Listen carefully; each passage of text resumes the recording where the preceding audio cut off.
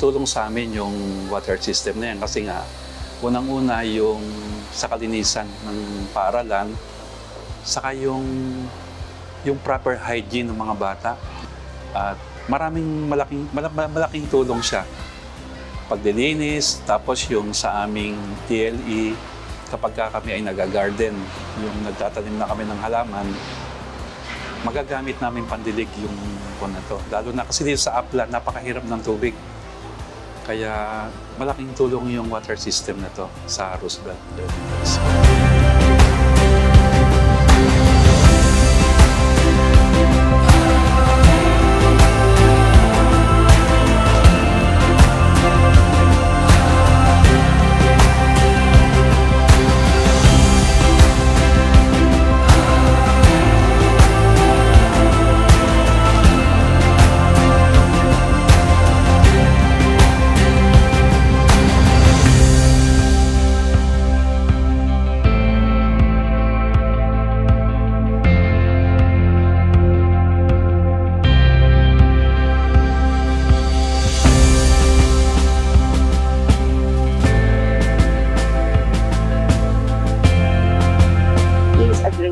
For the teachers and students, not just for the teachers and students, but also the clients as well.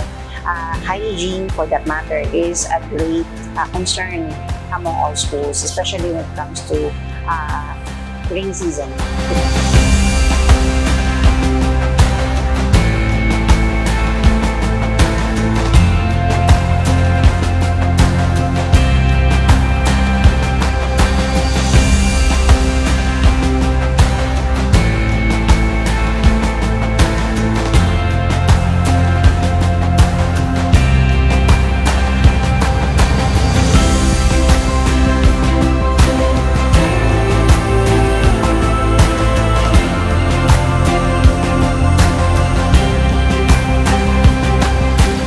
Kami mangangamba na yung times kagaya dati na nawawalan kami ng tubig, kailangan maghanap ng other source kasi malapit din kami sa dagat, mahirap din ang tubig.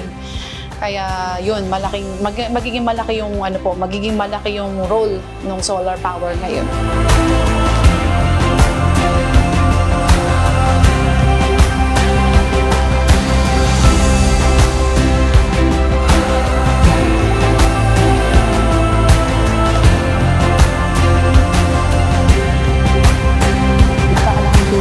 Solar water system. Unang-una, updated na siya, upgraded na siya.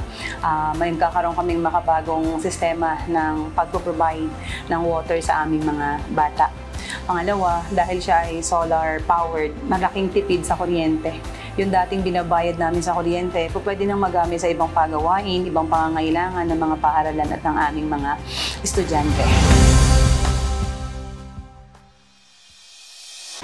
Maraming salamat.